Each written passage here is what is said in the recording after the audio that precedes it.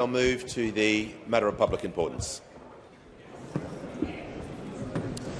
I've received a letter from the Honourable Manager of Opposition Business proposing that a definite matter of public importance be submitted to the House for discussion, namely the failure of the government to keep Australians safe.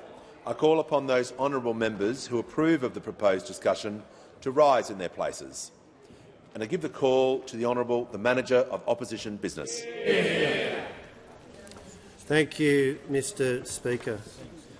Mr Speaker, we have seen this government engage in the extraordinary action of releasing 83 hardcore criminals into the community. And that includes, we understand from what the government has had to say, 3 murders. The manager will pause. Sorry to interrupt. The member for Warringah is seeking the call on a point of order. There seems to be a misunderstanding that today is a crossbench MPI.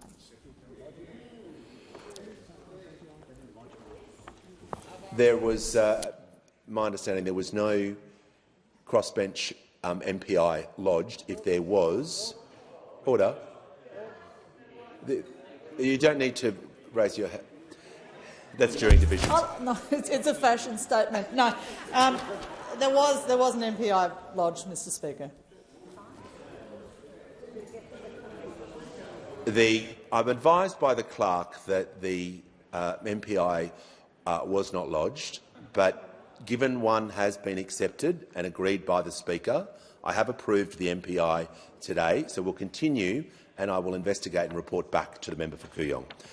Give the call to the Manager of Opposition Business. In Thank you, Mr Speaker. We understand that 3 murderers, several sex offenders have been released into the community, and indeed the Solicitor General told the High Court that those impacted by the decision included a number of murder convictions, those who'd carried out serious sex offences against both adults and children. There were drug offences, there were people smuggling offences.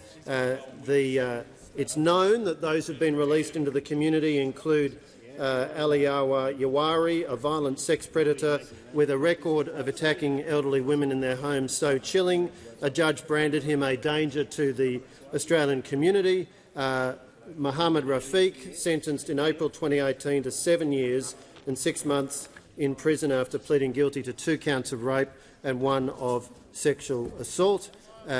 Cyril Azhar Umar, convicted in Malaysia over the infamous 2006 murder of a 28-year-old Mongolian translator and model Alantuya Sharabu. Mr Speaker, it is for these reasons, Deputy Speaker, for these reasons, the opposition has been pressing the government to find out what its plan is in these circumstances to keep Australians safe. And we've asked a series of questions of the Minister for Immigration and of the Prime Minister, and the answers have been deeply inadequate. And the fundamental question that we have sought to get the answer to, and I want to commend the work of the Leader of the Opposition and the Shadow Minister for Immigration, the very important work that they've been doing on behalf of the Australian people. The fundamental question we've been seeking to get the answer to is, what is the government's plan to deal with this matter, and in particular, why did it not have why had it not prepared for this scenario? Why had it not examined the options for legislation? Now, what is remarkable, Deputy Speaker, what is remarkable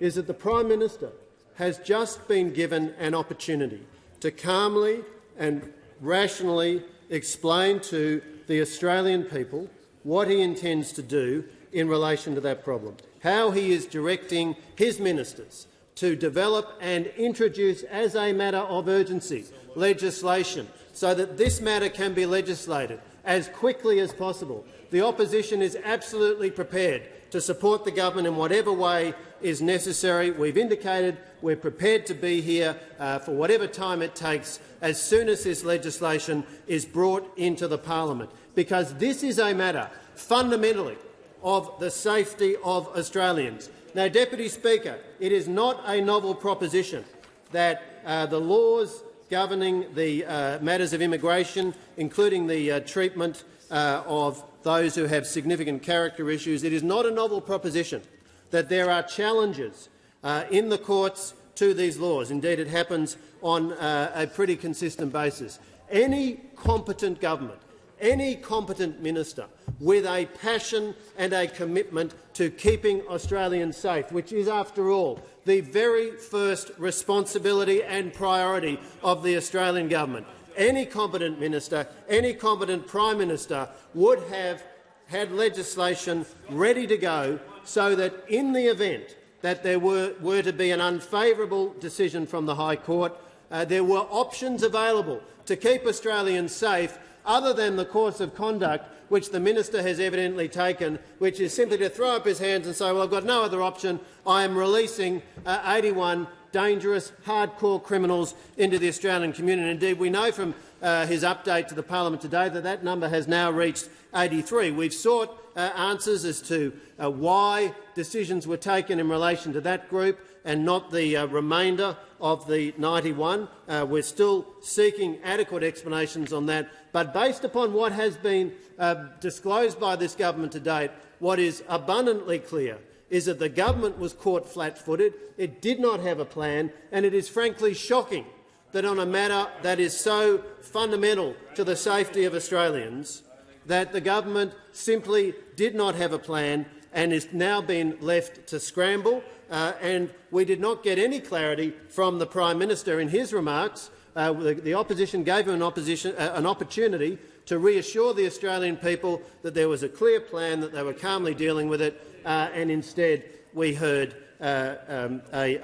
indeed we heard the Prime Minister using a fair bit of that time to simply engage in political attacks against this side of the House, and entirely failing to live up to the moment and provide Australians the calm reassurance that they would want to hear, that there is a plan to deal with these 83 hardened criminals who are now have been released into the community, when all of the evidence, sadly, that is coming out, including indeed what we've heard from the Labor Premier of Western Australia, who said on radio yesterday that 7 of the 32 people dumped at a Thornley motel on Saturday have had reporting conditions imposed on them by the WA Police. But it does raise a broader question about the rest of them. We've seen serious reports in the West Australian newspaper about what's now occurring at locations where these hardcore offenders have been released into the community,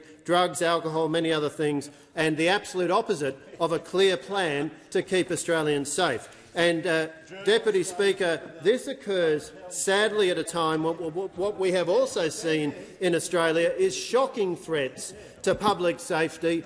We've seen in the Melbourne suburb of Caulfield a highly provocative, dangerous and threatening demonstration by Hamas sympathisers deliberately held outside a synagogue, at a time that a service was underway. We saw on the 9th of October, the evening of the 9th of October in Sydney, the disgraceful scenes on the forecourt of the Opera House when the Opera House was, as was entirely appropriate, lit up in the colours of the flag of Israel to express the solidarity of the Australian people with the people of Israel after the appalling Hamas terrorist attack which saw some 1,400 innocent Israeli men, women and children murdered, appalling reports of atrocious brutality and, of course, well over 200 Israelis captured and now held in captivity in Gaza. And, of course, what we need to see is those hostages released as soon as possible. And, of course, Israel has an absolute right to defend itself. This is touching communities all around Australia. In my own community, in my own electorate, Masada College, which is a remarkable school which contributes richly to our local community. It's a very welcoming institution. I've visited it many times. And as well as having a large number of Jewish children, it has children of Korean background, of Chinese background, of many other backgrounds, sharing education, which is, of course, in the very highest traditions of the Jewish religion, broadly, not just with the Jewish community of Sydney's North Shore, but more broadly.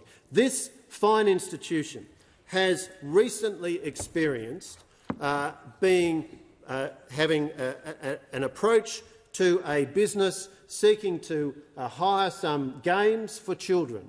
That business, the owner of that business, refused in appalling terms and then posted that on social media. And I've spoken to the principal. It's understandable that that school is very concerned. These are the kinds of safety issues which are threatening and causing great concern to the Jewish community around Australia, and I think more broadly causing concern to the community when we see the kind of demonstrations that we've seen. As the Leader of the Opposition has said, we need to see the Prime Minister provide a lead and keep Australians safe.